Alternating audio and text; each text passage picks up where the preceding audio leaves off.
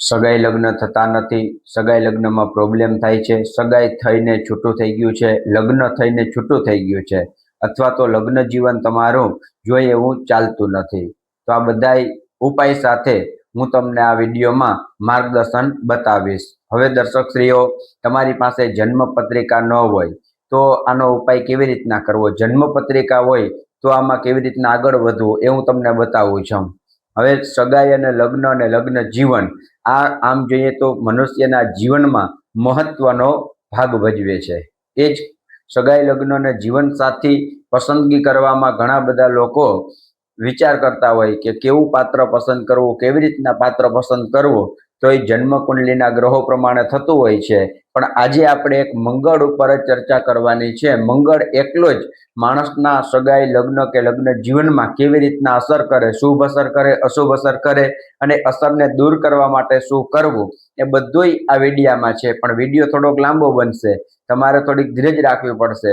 તમારા નામથી, તમારી રાશિથી કે તમારા જન્મના ગ્રહોથી મંગળને કેવી રીતના બળ આપવું એ પણ હું તમને બતાવવાનો પ્રયત્ન કરીશ. પણ થોડીક વાર પછી બધું આવશે. તો શરૂઆત આપણે ક્યાંથી કરવાની છે? તાકે એક તો મંગળ દોષ હોય જન્મ કુંડળીમાં 1, 4, પછી 6, 7 અને 8 અને 12 આ સ્થાનમાં જ્યારે મંગળ હોય ત્યારે મંગળ દોષ થાય છે. એ ઉપરાંત બીજા સ્થાનમાં મંગળ કેવું અસર કરે અને એ ઉપરાંત 1 થી 12 સ્થાનમાં મંગળ તમને કેવી રીતના આડઅસર કરે છે, આમાં કંઈ સારું આવશે જ નહીં. કારણ કે અત્યારે ઘણા બધાના જીવનમાં પ્રોબ્લેમ છે, લગ્ન જીવનમાં ખાસ પ્રોબ્લેમ છે. તો એક ગ્રહના આધારે લગ્ન જીવન કેવી રીતના સફળ બનાવવું એ પણ હું તમને બતાવીશ. કયા મંત્રનો જપ કરવો, કઈ પૂજા કરવી, એમાં કેટલા જપ કરવા, આ બધું જ સચોટ માર્ગદર્શન હું તમને એમાં બતાવવાનો પ્રયત્ન કરીશ. તો દર્શક શ્રીઓ, પ્રથમ સ્થાનમાં જ્યારે મંગળ હોય ત્યારે સગાઈ ન થાય, લગ્ન ન થાય, અથવા સગાઈ તૂટી જાય, અથવા લગ્ન વેરવિખેર થાય, અથવા લગ્ન પણ છૂટી જાય. આવું બધું તો દરેકમાં આવશે જ. પણ એનું કારણ શું? કે પ્રથમ સ્થાન વ્યક્તિત્વનું છે. એટલે વ્યક્તિત્વ પ્રથમ સ્થાન સ્વભાવના કારણે એના લગ્ન જીવનમાં પ્રોબ્લેમ આવે છે. એનો જે સ્વભાવ ખરેખર લગ્ન પછી દરેક વ્યક્તિએ થોડો ઘણો સ્વભાવ બદલાવવો જોઈએ, અને એ સ્વભાવ ન બદલાવે એટલે એના જીવનમાં પ્રોબ્લેમ થાય છે. અહંકાર, ઈગો એ બધું થોડુંક મૂકવું જોઈએ, અને જીદ છે એને તો સાવ સાઈડમાં જ રાખવી જોઈએ. ઉતાવળિયા નિર્ણય, પ્રથમ સ્થાનમાં મંગળ હોય તો ઘણીવાર કેવું બને છે કે જોવા આવ્યા, હા કહી દીધી, સગાઈ થઈ ગઈ, લગ્ન થઈ ગયા, અને પછી ડખો ચાલુ થતો હોય છે. તો આ ખાસ પ્રથમ સ્થાનમાં મંગળ હોય તો તાત્કાલિક સગાઈ લગ્નના યોગ પણ બનાવે છે, અને તાત્કાલિક જે છૂટાછેડાના યોગ, છૂટાછેડા બીવા જેવું નથી. છેલ્લે હું તમને આનો ઉપાય બતાવીશ. અને એક ગ્રહમાં ઘણા બધા ગ્રહોનો પ્રભાવ પડતો હોય છે, પણ હું અત્યારે મંગળ વિશે ચર્ચા કરું. તો પ્રથમ સ્થાનમાં મંગળ હોય તો એક તો ઉતાવળિયો નિર્ણય ન લેવો, સાવચેતી 1000 વાર નક્કી કરી પછી હા પાડવી, સગાઈ કે લગ્ન કરવા, અને ક્રોધને સાઈડમાં રાખી લગ્ન જીવન પસાર કરવું એટલે વાંધો નહીં આવે. બીજા સ્થાનમાં મંગળ હોય ત્યારે શું થાય? લગ્ન પછી એક તો પરિવાર સાથે કે ભાઈઓ સાથે મતભેદ ચાલુ રહેશે, વાણી તમારી થોડી કડવી થઈ જશે, અને જે બેંક બેલેન્સ હોય એને લગતા વિવાદ તમારા ઘરમાં દરરોજના માટે થોડા ઘણા ચાલુ રહેશે. એટલે બીજા સ્થાનમાં મંગળ હોય તો ધન સ્થાનનું સારું ફળ આપે, પણ ધનનું સુખ છે, સંપત્તિ છે, એનું સુખ તમને લેવા દેશે નહીં. પછી ત્રીજા સ્થાનમાં મંગળ હોય તો શું થશે? કે ત્રીજા સ્થાનમાં મંગળ હશે તો તમારા પરાક્રમની વૃદ્ધિ થશે. તમે જે પરાક્રમ એટલે કે સાહસ કરવા જશો તો સાહસમાં તમે સફળ થશો. પણ તમારા જીવનસાથી, જેને મંગળ છે, એના જે જીવનસાથી સામેના વ્યક્તિ છે એ એમ કહેશે કે તમારા ભાઈ બહેનના ટેકા વગર તમે આગળ વધો, ભાઈ કે બેનની સલાહ નથી લેવાની, કોઈનો સાથ નથી જોતો, એમને એમ તમે આગળ વધો. તો જેને મંગળ છે એમ કહેશે કે ના, એમને એમ નહીં, આપણે બધાને સાથે લઈ અને આગળ વધવાનું છે. એટલે એના કારણે એના ઘરમાં ઝઘડા કે પ્રોબ્લેમ થશે. ચોથા સ્થાનમાં જ્યારે મંગળ હોય ત્યારે શું થશે? માતાના કારણે ઘરમાં પ્રોબ્લેમ થશે, ભાઈબંધ, દોસ્તાર, મિત્ર વર્ગ એના કારણે એના જીવનમાં, સહેલીના કારણે એના જીવનમાં પ્રોબ્લેમ થશે. આ એકની કુંડળી નથી, બેયની છે. ભાઈ અને બેન, જે વરરાજા છે અને કન્યા છે, એની કુંડળીમાં જ્યારે ચોથે મંગળ હોય ત્યારે એવું નથી કે ભાઈબંધના કારણે ડખા થાય કે સમસ્યા આવે, પણ જે સ્ત્રી છે એના સ્થાનમાં એને મંગળ હોય તો એને સહેલીઓનું પ્રમાણ વધારે હોય, બેનપણીનું, એના કારણે પણ ઘરની અંદર ઝઘડા કે સમસ્યા થઈ શકે છે. એની સલાહ લેવાથી ટૂંકમાં સમસ્યા આવે. પછી બીજું કેમાં કે જમીન, મકાન અને પ્રોપર્ટી, એમાં પણ ઘણા બધા વાદ વિવાદ થશે અને એ વાદ વિવાદમાં આને આટલો ભાગ રાખવો, આને આમ કરવું, આને તેમ કરવું, એ નિર્ણય લેવામાં પતિ પત્ની બંનેને ખાસ ઝઘડા થવાની સંભાવના રહેશે. પાંચમું સ્થાન, એમાં જ્યારે મંગળ હોય ત્યારે કઈ બાબતમાં ધ્યાન રાખવાનું કે સંતાન બાબતમાં અથવા પ્રેમ વિવાહ કરવા હોય તો ખૂબ સાવચેતી રાખવાની છે. પ્રેમ વિવાહમાં સફળતા મળવાના ચાન્સ ઓછા રહેશે અને જો રહેશે તો સહન શક્તિ રાખશો તો જ તમારું ટકશે. પછી સંતાન બાબતમાં ઘણીવાર પ્રોબ્લેમ થતો હોય, ઓલી સ્કૂલમાં અભ્યાસ કરાવવાનો, ઓલી હોસ્ટેલમાં અભ્યાસ કરાવવાનો, મામા નગરે નથી જવાનું, આમ નથી કરવું, તેમ નથી કરવું, ઓની સાથે રમવું નથી, એમાં બે માણસને ઝઘડા થતા હોય. સંતાન શાંતિથી રમતું હોય તો એકને પસંદ હોય તો એકને ન હોય, દરા લેસન કરવા બેસાડી દે. તો વાત વિવાદ ઘરની અંદર સંતાનના કારણે બે પતિ પત્નીને ઝઘડા થવાની સંભાવના રહેશે. પાંચમે મંગળ હોય તો. છઠ્ઠા સ્થાનમાં મંગળ હોય તો એને શાંતિથી જીવન જીવવા ન દેવા માટે ઘણા બધા લોકો એની ઉપર હાવી હોય છે. એનું સુખી જીવન ઘણા લોકોને ગમતું ન હોય અને એ ઉપરાંત જે આ સાચું છે, આ ખોટું છે, આ હગાવાલા આવા, આ હગાવાલા આવા, એવા વિચારમાં બંને માણસનું જીવન બરબાદ થાય છે. એ ઉપરાંત અહંકાર અને ઈગો, એના કારણે પણ એમાં એનું જીવન ખરાબ થતું હોય છે. તો છઠ્ઠે મંગળ આમ સારો જ છે, શત્રુ ઉપર વિજય પણ પ્રાપ્ત કરાવશે, રોગ પણ કંટ્રોલ કરાવશે, પણ બીજાના ઘરનો ડખો તમારા ઘરમાં ન આવે એનું ખાસ તમારે ધ્યાન રાખવાનું છે. છઠ્ઠા મંગળવાળાએ. સાતમે મંગળ હશે તો બંને પતિ પત્નીના વિચાર એક જશે પૂર્વ દિશામાં તો એક જશે પશ્ચિમ દિશામાં. મતભેદ, એક ઉત્તરમાં જશે તો એક દક્ષિણમાં જશે. પ્રેમ ભાવ લાગણી હશે પણ વિચાર તદંતર વિરુદ્ધ હાલતા હશે. પછી પાર્ટનરશિપ સાથે જોઈએ તો સાતમો મંગળ છે, એને પાર્ટનરમાં ધંધો હોય તો એ પાર્ટનરમાં ધંધો નથી કરવો, આમ નથી કરવું, તેમ નથી કરવું, એવી ચર્ચા એના ઘરમાં બે માણસ વચ્ચે ચાલુ રહેશે. પાર્ટનરમાં બિઝનેસ ચાલતો હોય, થાયકા ભાઈકા ઘરે આવ્યા હોય તો એ વળી પાર્ટનર જે કઈ વાત થઈ એ બધી વાત ઘરમાં કરવાની, આમ તે એવા નાના મોટા પ્રશ્નો એના જીવનમાં ચાલુ જ રહેશે અને એના લગ્ન જીવનમાં સંતોષ રહેશે નહીં. સાતમે મંગળ હોય તો. અને આઠમે મંગળ હોય તો શું થશે કે આઠમે મંગળ અહંકાર અને ઉગ્ર સ્વભાવના કારણે એના જીવનમાં પ્રોબ્લેમ આવશે. ધન સંપત્તિના ભાગલા પાડવાના કારણે એના જીવનમાં પ્રોબ્લેમ આવશે. સમસ્યા આમ જોઈએ તો ખાલી માત્ર ને માત્ર સ્વભાવની જ રહેશે. જો સ્વભાવ થોડોક સુધરે અથવા તો સહન શક્તિ આવે તો આઠમા મંગળમાં કઈ ખાસ વાંધો આવે એવું નથી. હવે નવમા મંગળ આમ જોઈએ તો મંગળ દોષ જ કહેવાય. આઠમો મંગળ છે એ મંગળ દોષ જ કહેવાય, પણ મંગળ દોષને કંટ્રોલ કરવા માટેનો ઉપાય છેલ્લે આપણે બતાવું છું. હવે નવમા સ્થાનમાં મંગળ હોય તો શું થશે? એકબીજા જીદે ચડી જશે. એમ કહેશે કે મારા ભાગ્યમાં સારું લખ્યું છે, તમારા ભાગ્યમાં આવું લખ્યું છે, તમારા કારણે આમ થાય છે, મારા કારણે કઈ થતું જ નથી. એમ બે સાબિત કરશે કે મારું ભાગ્ય સારું છે. બે માંથી એકેનું સારું ન હોય તો ડખા થાય. ડખા થવાનું કારણ શું છે? બે માંથી એકેનું ભાગ્ય સારું નથી એટલે. પણ તો ભાગ્યસ્થાનમાં મંગળ હોય એટલે કેનું ભાગ્ય કેવું છે સાબિત ઘરમાં કરવાની જરૂર નથી. ભાગ્યના ભરોસે બેસવાની પણ જરૂર નથી. એમાં મંગળનો ઉપાય કરી મગજને શાંત રાખી કંટ્રોલ મગજ કરી જીદને સાઈડમાં મૂકી જીવન જીવો. ફર્સ્ટ ક્લાસ સારામાં સારું જીવન તમારું પસાર થશે. એ ઉપરાંત દસમા સ્થાનમાં મંગળ હોય તો દસમા સ્થાનમાં કાર્યક્ષેત્રમાં જે વ્યક્તિને મંગળ હોય અથવા સામેનો વ્યક્તિ એના ધંધામાં જ એનું માઇન્ડ હાલતું હોય, એના ધંધાથી જ મતલબ હોય, એના બિઝનેસમાં, એની નોકરીમાં, એના જીવનસાથીને સાથ સહકાર ન આપી શકે, સમય ના આપી શકે.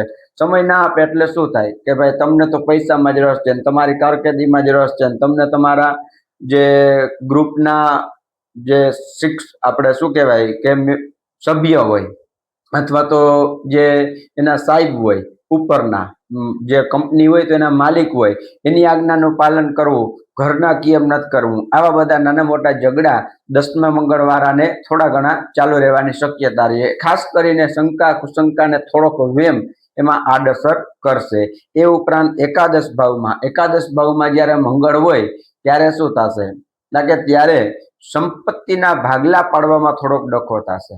સંપત્તિ ભગવાને ઘણી દીધી છે, ભગવાને સુખ અનેક પ્રકારનું આપ્યું છે, પણ એ સંપત્તિનો હિસાબ કિતાબ શાંતિથી તમે કરી નહીં શકો. જ્યારે હિસાબ કરવા બેસો ત્યારે એમાં થોડી ઘણી અશાંતિ રહેવાની શક્યતા રહેશે. હવે 12મું અને છેલ્લું સ્થાન, એમાં મંગળ હોય ત્યારે ખાસ કરીને માણસનું લગ્ન જીવન, આત્મવિશ્વાસ સારો હોય છે. એવું ન હોય એમ ન કહી શકું, પણ વધારે એકબીજાને પ્રેમ ભાવ કે લાગણી ન હોઈ શકે.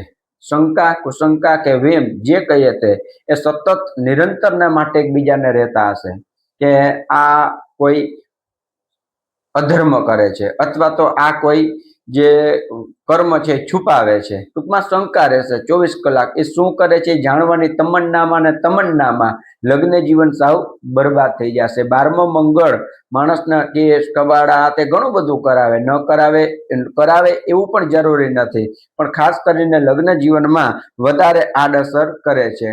કારણ વગરનો ખર્ચ થતો હોય તો ખર્ચને કંટ્રોલ કરવામાં સામાન્ય વાત હાલતી હોય તેમાંથી મોટી વાત થઈ જાય કે મારો ભાઈ કઈ ખર્ચ નથી, તમારો ખર્ચ વધારે છે, આન તેન એવું બધું તેમાં પ્રશ્ન ચાલુ રહેશે.